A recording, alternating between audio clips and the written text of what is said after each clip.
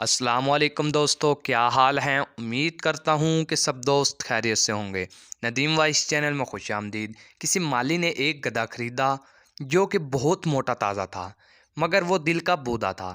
اس کے باغ میں گھاس کی کثرت تھی اور گدھے کے دل میں کچھ حسرت باقی نہ رہی۔ باغ میں کوئی کام مشقت بھی نہیں تھی۔ گدھے نے خدا سے دعا کی کہ کوئی اور مالک عطا فرما۔ دعا قبول ہوئی۔ مالی نے گدھا فروخت کیا جو کمہاروں نے خریدا، اور پھر جو کمہاروں نے گدھے کا حال کیا، گدھے کو موٹا تازہ دیکھ کر انہوں نے اس سے خوب مشقت کروائی۔ اس پر وہ کئی من کے بورے لادنے لگے اور اس کو ایسے میدان میں باندھتے جہاں ایک تنکا تک گھاس کا نہیں تھا۔ وہ گدھے سے خوب بے رحمی سے کام لیتے اور اس کو پیٹ بھر کر کھانا بھی نہ دیتے۔ وہ اس طرح فاقوں اور بھوک سے سوکھ کر کانٹا ہو گیا۔ اس نے پھر رب سے دعا کی کہ ایسے آقاؤں سے نجات دلا۔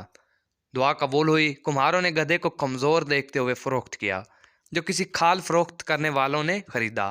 وہاں رہنے کا نرالا انداز تھا، وہاں کچھ اور ہی رنگ تھا۔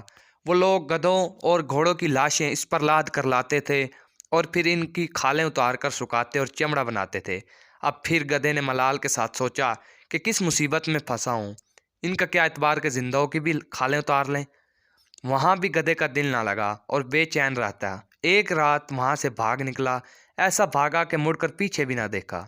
لیکن اس کی قسمت خراب کہ راستے میں اس کو ریچھ مل گیا جس نے اس کو چیر پھاڑ کھایا۔